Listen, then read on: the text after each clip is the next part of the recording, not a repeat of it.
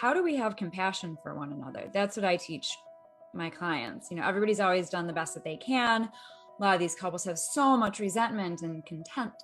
And it's when you have resentment and contempt and anger inside, all it does is it hurts you and not the other person. And it sounds cliche. We've all heard that, but it's a very real thing. So who wants to walk around with all this negative energy inside? A lot of us grow up with this idea that I'm not supposed to be angry, and yet we really are.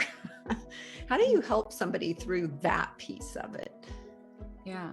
Well, behind anger is pain, and behind pain is sadness. Mm-hmm. So I help my clients get in touch with their anger by knowing that and really getting behind the pain, and behind the pain is the sadness. Mm-hmm.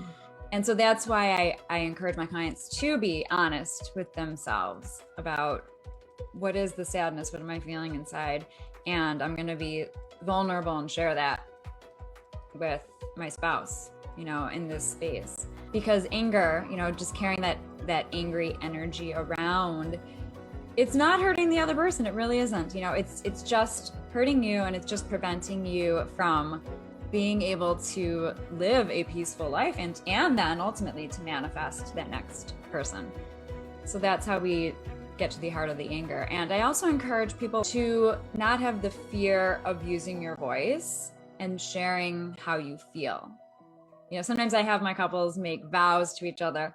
I vow to not judge how you're feeling and not to tell you to feel any differently. I vow to validate how you're feeling, to feel your feelings. Our feelings are messages to ourselves. Feel your feelings.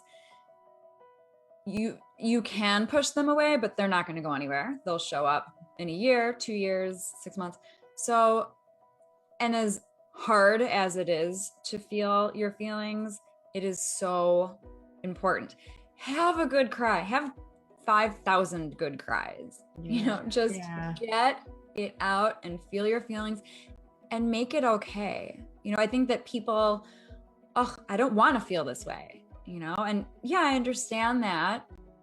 Nobody wants to feel hurt. It's not fun or sad or angry, but it's important to feel those feelings and to not be in resistance, but rather to be in acceptance of everything that's going on, because that's the key to healing. Well, you are having those feelings, and you why I understand why people try to push them away. They're not pleasant, but that you need that acceptance of them.